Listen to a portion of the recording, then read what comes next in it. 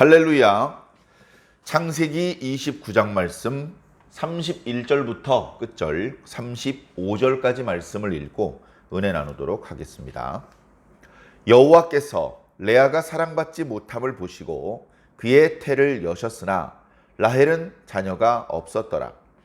레아가 임신하여 아들을 낳고 그 이름을 르우벤이라 하여 이르되 여호와께서 나의 괴로움을 돌보셨으니 이제는 내 남편이 나를 사랑하리로다 하였더라. 그가 다시 임신하여 아들을 낳고 이르되 여호와께서 내가 사랑받지 못함을 들으셨으므로 내게 이 아들도 주셨도다 하고 그 이름을 시므온이라 하였으며, 그가 또 임신하여 아들을 낳고 이르되 내가 그에게 새 아들을 낳았으니 내 남편이 지금부터 나와 연합하리로다 하고 그의 이름을 레위라 하였으며, 그가 또 임신하여 아들을 낳고 이르되 내가 이제는 여호와를 찬송하리로다 하고 이로 말미암아 그의 이름을 유다라 하였고 그의 출산이 멈추었더라. 아멘. 지난 시간에 야곱이 결혼하는 이야기를 말씀드렸습니다. 결혼했으니 이제 오늘 말씀에 나타나는 것처럼 자녀들이 출산하는 이야기가 이어지는 것이 자연스럽겠죠. 물론 지금까지 우리가 창세기 말씀을 묵상해 오면서 우리가 느꼈던 답답함, 그리고 반복되는 그런 답답한 모습을 비추어 본다면 상당히 생소한, 전혀 달라진 어떤 모습들입니다. 어떤 의미에서 그런 거냐 하면 그동안은 자식을 못 낳는 문제들이 있었거든요. 아브라함이 하나님께 복을 받았습니다. 그 복은 작은 복은 아니었습니다. 그런데 그 어마어마한 복을 하나님께서 주신 것에 비하면 그 복이 실제 성취되기 위해서 꼭 필요했던 아들을 안 주셨어요. 아들이 안 생겼다 이렇게 말하는 것보다는 아들을 하나님께서 주지 않으셨다 이렇게 말하는 것이 좀 더 사실에 가깝고 그것이 신앙적인 표현인 것 같습니다. 그래, 아들을 안 주셨어요. 그래, 하나님께서 아들을 안 주시니까 첩을 통해서 아이를 낳으려고 했었죠. 그런 방법으로는 아이가 잘 생깁니다. 중요한 것은 아브라함이 사랑했던 사라를 통해서는 아이가 잘 안 생긴다 이거죠. 그러나 결국 자신들의 힘으로 아이를 가질 수 없는 나이가 되었을 때 하나님께서는 결국 사라를 통해서 아들을 낳게 하셨으니 그가 바로 이삭이었죠. 자, 이삭도 아이를 낳는 것이 쉽지가 않았습니다. 이삭이 40살에 리브가를 아내로 맞이했습니다. 사랑했습니다. 그런데 아이가 생기지 않습니다. 그래서 이삭이 하나님께 기도할 수밖에 없었습니다. 그랬더니 하나님께서 아이를 주셨습니다. 쌍둥이를 주셨습니다. 그 아이들이 태어난 것이 이삭의 나이 60세, 그러니까 결혼하고 20년 동안 아이가 없었던 것이죠. 그리고 그렇게 해서 에서와 야곱을 낳은 이후에 다른 자녀를 낳았다는 기록이 없습니다. 분명히 리브가를 사랑했는데도 불구하고 아이가 잘 생기지 않았던 것이죠. 자, 그런데 이제 야곱은 결혼을 할 때 처음부터 두 여자를 아내로 얻었고 지금 결혼하기가 무섭게 쉬지 않고 아이를 낳고 있습니다. 아니, 이렇게 쉽게 아들을 낳을 수 있는 것이었나? 물론 야곱의 경우에도 야곱이 진심으로 사랑했었던 라헬은 이상하게 아이가 잘 안 생깁니다. 그래서 아이가 이제 늦지막히 아이를 낳았었고 막내 아이를 낳으면서 결국 라헬은 죽게 됩니다. 그런 이제 어려움이 있긴 합니다만, 그러나 전체적으로 봤을 때는 두 아내, 그리고 그 두 아내의 몸종들도 나중에 야곱의 아내가 되는 것이죠. 그래서 그 4명의 아내를 통해서 12명의 아들을 낳게 됩니다. 이제 막 맡겼던 그 물꼬가 터진 것 같아요. 자, 그러나 그 아이 한 명 한 명을 낳는 과정, 그 아이들의 이름이 그렇게 붙여진 사연을 들어보면 그렇게 막 신나기만 하는 사정은 아니었겠구나라는 것을 우리는 느낄 수 있습니다. 오늘 말씀을 보면 레아가 사랑을 받지 못했다라고 기록하고 있습니다. 그것도 31절과 33절에 똑같은 표현이 두 번 반복되고 있습니다. 원어도 똑같은 표현을 쓰고 있습니다. 그런데 그 원어의 의미는 오늘 우리가 읽고 있는 개역 개정판 성경처럼 신사적인 의미가 아닙니다. 원어의 의미는 어떤 것이냐? 레아가 야곱에게 미움을 샀다. 레아가 야곱에게 지속적으로 미움을 받고 있다. 이런 의미입니다. 레아가 특별히 잘못한 게 없습니다. 지난 시간에 말씀드렸던 것처럼 시력이 약했다라고 표현했는데 그 표현은 어쩌면 눈빛이 부드러웠다라는 표현일 수도 있습니다. 성품은 오히려 라헬보다 레아가 더 성숙하고 원만합니다. 분노하거나 막 이렇게 하지 않고 상당히 성숙한 모습을 보여주고 있습니다. 그런데 이상하게 야곱은 레아를 단순히 사랑하지 않는 것이 아니라 미워합니다. 레아를 미워해요. 레아를 왜 미워할까 생각을 해봤습니다. 첫 번째는 레아가 약하기 때문입니다.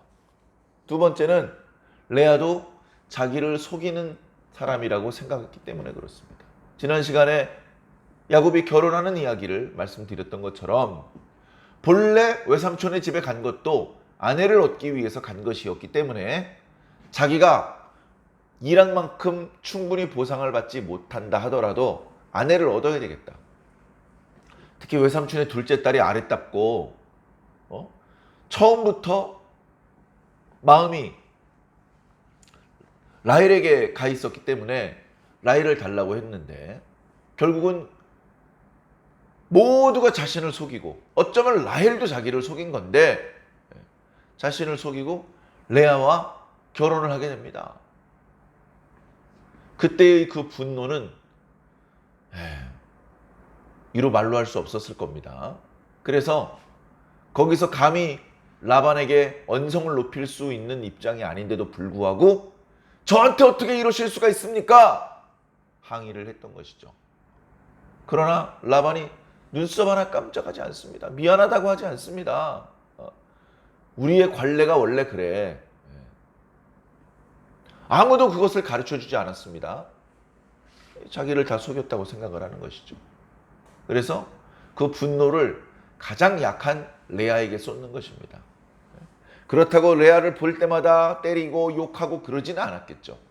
그러나 레아의 장막엔 잘 안 들어가고 라헬의 장막에만 들어가는 겁니다.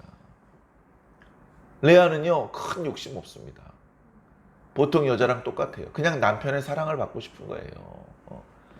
남편에게 가끔 위로의 말을 듣고 싶고 오늘 예쁘네. 오늘 수고 많았어.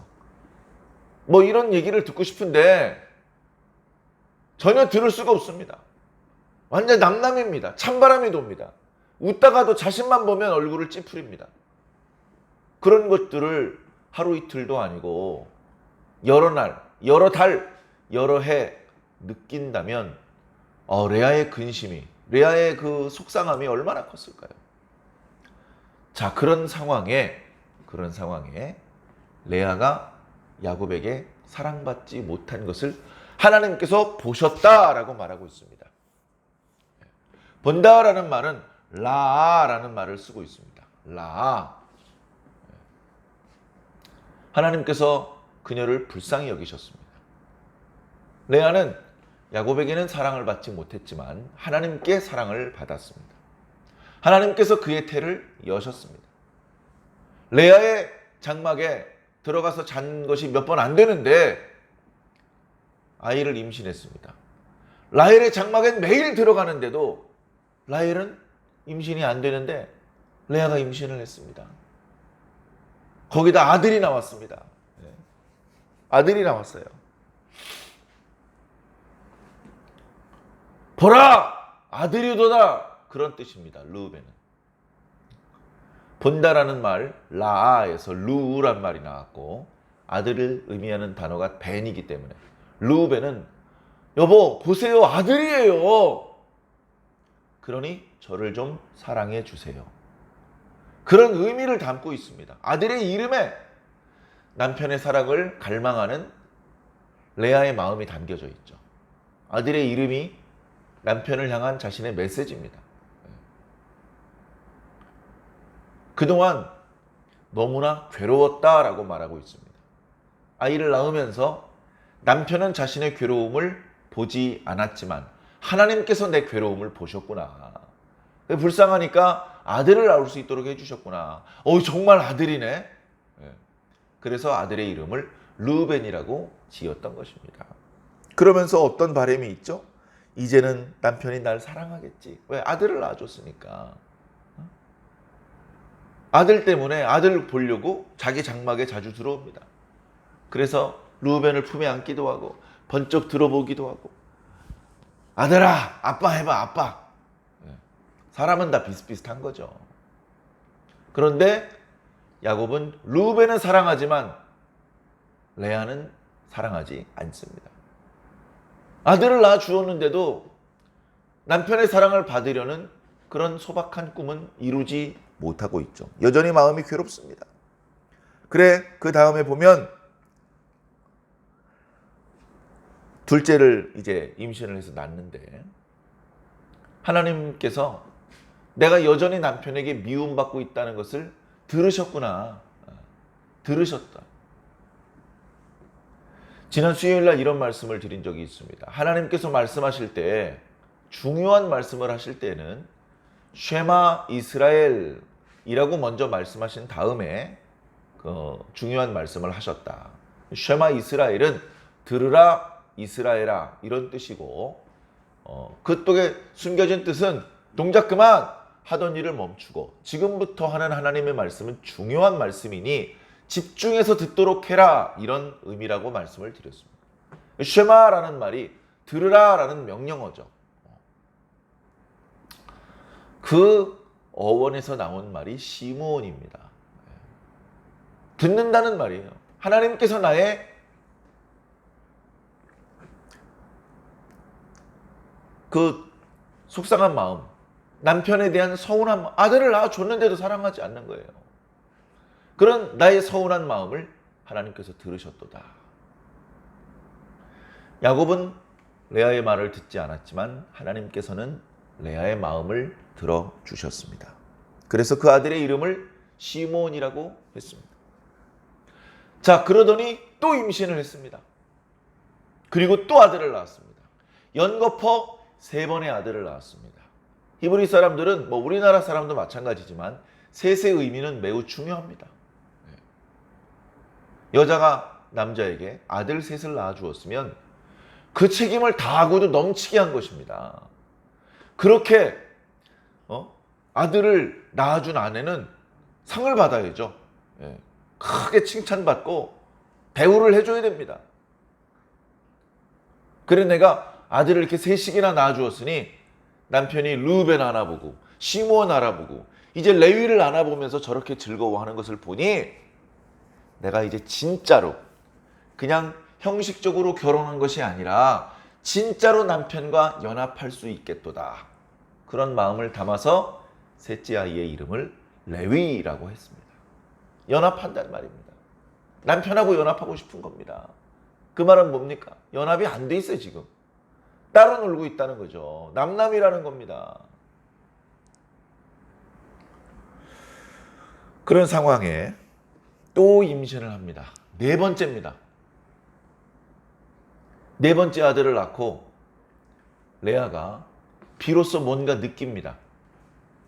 그동안 너무나 괴로웠고 서운했고 남편의 사랑을 바라는 마음에 잘 읽어내지 못했던 것을 이제 조금씩 읽어내기 시작한 것입니다. 그것은 다름 아닌 하나님의 은혜입니다. 아, 이거 하나님의 은혜구나. 이런 게 바로 하나님의 은혜구나. 어떻게 내 남편이 내 동생의 장막에 맨날 들어가는데 동생은 아이를 못 낳고 나만 이렇게 아이를 쑥쑥 낳을 수 있는가? 이건 하나님의 은혜다, 이건. 그러면서 자신을 불쌍히 여기시고 자신이 남편에게 사랑을 받을 수 있도록 아들을 낳을 수 있게 해주신 하나님을 찬송하기죠. 그래서 넷째 아이의 이름은 예후다, 유다라고 이름을 붙인 것입니다. 그것은 찬송한다는 뜻입니다. 이것은 야곱하고 무관해요. 이제 이쯤 되니까 야곱의 사랑을 받고 싶은 마음이 여전히 물론 있지만 거기에 목을 매지 않습니다. 거기에 목을 매지 않. 남편의 사랑 없으면 난 죽어, 이게 아니고 남편은 여전히 날 사랑하지 않는구나. 저거 기다리다 눈 빠지겠다. 남편의 사랑을 받고 싶지만 그것을 얻기 위해서 어거지를 쓰고 무리수를 둘 필요는 없겠다. 정말 감사하게도 하나님께서 날 사랑하시는구나. 하나님 참 감사합니다. 이 모든 것이 다 하나님의 은혜입니다. 그렇게 마음속으로 하나님을 찬송했던 것이죠. 자, 오늘 말씀은 그렇게 조금은 짤막하게 끝이 납니다. 우리가 아는 것처럼 야곱은 12아들을 낳게 됩니다. 그 과정이 이어지는 30장 말씀에 또 아주 재미나게 이렇게 이야기가 이어지고 있는데요. 어찌되었건 오늘 말씀을 통해서 우리는 분명히 이제 느껴야 됩니다. 그동안 야곱의 이야기가 흘러내려올 때 하나님이 잘 등장하지 않습니다. 야곱을 임신했을 때 엄마가 기도했더니 하나님께서는 이 복 중에 두 민족이 있다. 큰 자가 작은 자를 섬긴다. 이런 말씀하신 이후에 별로 하나님께서 나타나질 않아요. 계속 안 나타나다가 야곱이 형을 배반하고 아버지 속이고 복을 받았지만 결국은 쫓겨나다시피 외삼촌 집으로 갈 때 그때 이제 루스라는 마을 근처에서 노숙을 할 때 그때 꿈 중에 이제 하나님 나타나시죠. 그리고서는 또 계속 하나님이 등장하지 않으십니다. 그래서 종종 말씀드리는 것처럼 우리는 성경을 읽을 때 믿음의 눈으로 보아야 합니다. 믿음의 눈으로 보지 않으면 검은 것은 글씨고 하얀 것은 종이일 뿐입니다. 하나님은 보이지 않습니다. 그러나 믿음의 눈으로 보니까 아하, 하나님은 한 번도 퇴장하신 적이 없구나. 우리가 다른 곳에 정신을 팔고 있어서 하나님을 잊었고 느끼지 못했을 뿐이지 하나님은 늘 거기 계셨구나. 그걸 느낍니다. 야곱과 함께 하신 하나님께서 레아도 보고 계셨던 겁니다. 레아의 속상한 마음을 듣고 계셨던 것입니다. 그리고 야곱에게뿐 아니라 레아에게도 찬송을 받으시는 것입니다.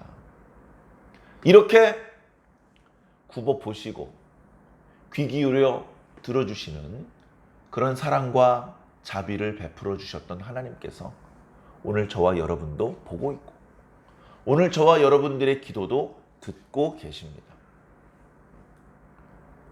하나님은요, 전능하신 분이신데 기다리고 계셔요.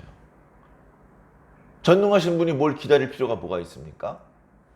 기다린다는 것은 매우 무능해 보이고 매우 답답해 보이는 그런 방법인데, 그런데 하나님께서 그런 방법을 쓰시는 이유는 간단합니다.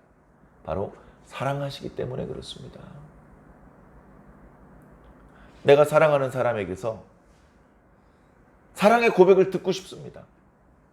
그 고백을 듣고 싶은데 막 때리고 종이에다가 이렇게 나한테 사랑 고백을 하란 말이야 하고 가르쳐주고 억지로 사랑 고백을 들으면 그게 진짜 사랑 고백이 아니잖아요.